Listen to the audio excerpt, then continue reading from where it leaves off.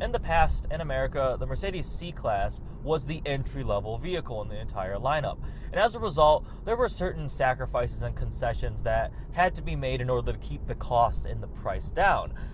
Now that the CLA has been released, that takes up the responsibility from the C-Class in being the entry-level Mercedes. So they've been able to move the C-Class a little bit up market. And as a result, this latest brand new generation vehicle is way, way better. The new C300 has a 2-liter 4-cylinder. It makes 241 horsepower and 273 pound-feet of torque. It's connected to a conventional 7-speed automatic transmission with a torque converter.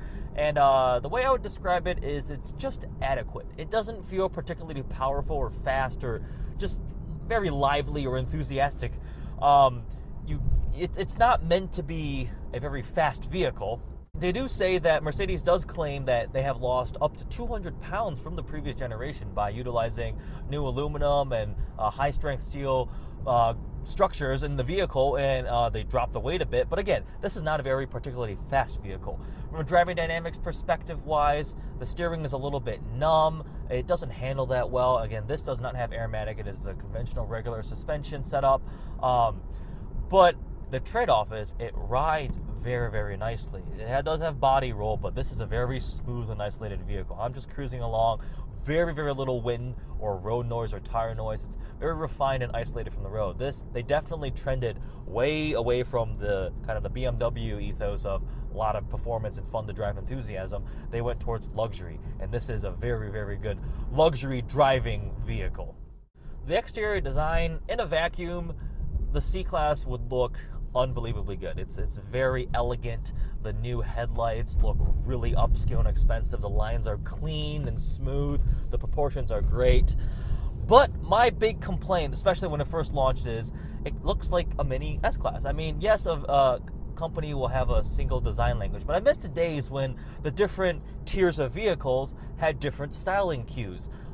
They had an entirely different styling theme to each vehicle.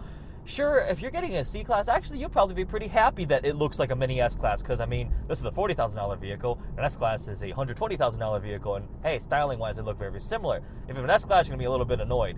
But now that the new E-Class is launched, I made the mistake before of wrongly identifying the vehicle as the wrong-sized vehicle. I mean, I saw a C-Class, and went, hey, look, S-Class. Nope, never mind, not an S-Class. They look so similar now that it's hard to tell them apart. On the interior, though, I have absolutely no complaints regarding the fact that this is pretty much like a mini S-Class on the inside. I like how Mercedes, when they move the transmission stalk to the column, it frees up all this space in the center here, which is beneficial in terms of both ergonomics and design. I mean, love the just big expanse of wood here. Everything is laid out better than the previous generation. Not a huge fan of how the infotainment screen is kind of like stuck on right there, but I mean, from the vents to this wood trim is beautiful. You can feel the grain to it. It looks really nice.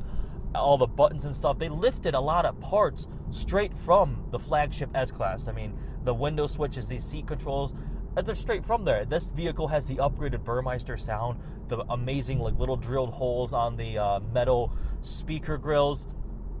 The interior of the C-Class now has stepped up to, I believe, it is the best in this entire segment.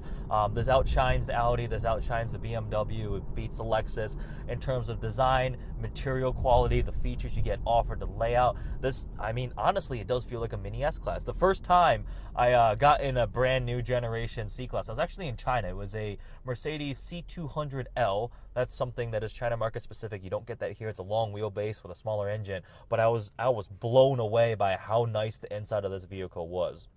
Couple interesting quirks about the interior that you might not notice. Actually, this stuff is not real leather. It's called something Mercedes calls Mercedes-Benz Tex, T-E-X, but it's fake stuff. But it feels extremely nice. The stitching and everything, it feels as good as actual real leather. If you didn't tell me that beforehand, I would not know that it's not actual leather. Also, something kind of weird, the headlight switch doesn't have an off position. It has auto or just on, which I guess auto, I mean, people who don't use auto headlights, I don't know what you're doing. If we talk about value, the C-Class starts at just under $40,000, but that's the rear-wheel drive model. You add in 4MATIC, you want all-wheel drive, it boosts it to over 40 grand. You can quickly option it up with a lot of the luxury packages and features, and you're deep into mid-50s. Now that these have been out for a couple years, this one is a 2015 model year vehicle. There are used ones now, mid to upper 30s. So what do you buy this car for? I mean, if you want a compact luxury sedan, you really are interested in the luxury side, the features it has, I mean, all the tech features, adaptive cruise control, you can get the upgraded Burmeister sound, heated seats. This will outshine, in my opinion, most of the things in this class in terms of being a smooth luxury sedan. It's very comfortable and quiet. It cruises along very nicely, and this doesn't even have the air suspension on it. Fan of the styling, despite the fact it looks way too similar to an S-Class. Really big fan of the interior. Not a huge fan of the way it drives from a fun-to-drive perspective. So like how much do I desire this car? I probably put it at like a 70. If I was looking for something for commuting back and forth, I'm in the city or something, you just want something comfortable, easy, has a nice sound system, it rides really nice, gets good fuel economy, that's great. I mean, it's a 3-pointed star up front, very comfortable. I want something that's a little more fun to drive. I want it to handle well, good community of steering, a little more power. In that case, this car does not fulfill those requirements whatsoever, which means I probably need to go drive a C43 or a C63 AMG. Overall, I am extremely impressed with this in terms of a luxury sedan. That's what Mercedes-Benz was going for. They did an extremely good job. The materials, the design, everything is well built and well thought out. Excellent mini S-Class. I hope you guys liked this video. Please let me know if you have any questions. Thanks for watching.